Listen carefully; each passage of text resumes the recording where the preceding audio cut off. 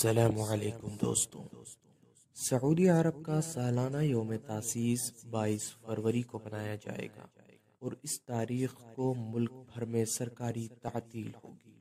شاہ سلمان بن عبدالعزیز نے جمعرات کو اس ضمن میں ایک شاہی فرمان جاری کیا ہے۔ اس حکم نامے میں کہا گیا ہے کہ ہر سال 22 فروری کو مملکت کے قیام کا دن منایا جائے اور ملک بھر میں سرکاری چھٹی ہوا کرے گی۔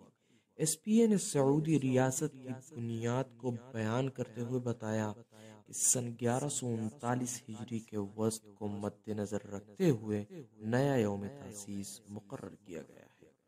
ہجری سال کا یہ مہینہ سن 1727 عیسوی کے ماہ فروری میں پڑتا تھا۔ اس میں امام محمد بن سعود کے دور حکومت کے آغاز کی طرف اشارہ ہے۔ لیکن اب سوال یہ پیدا ہوتا ہے کہ کیا سعودی عرب کا قومی دن اور یوم تاسیس الگ الگ ہے؟ آئیے جانتے ہیں۔ سن 1139 ہجری کے وسط بمطابق فروری 1727 عیسوی کو امام محمد بن سعود نے پہلی سعودی ریاست کے قیام کا اعلان کیا۔ یہ ریاست 1233 ہجری بمطابق 1818 عیسوی تک قائم رہی۔ اس وقت مملکت کا دارالحکومت الدرعیہ ہوا کرتا تھا۔ ریاست کا دستور قرآن کریم اور سنت رسول صلی اللہ علیہ وسلم قرار پایا۔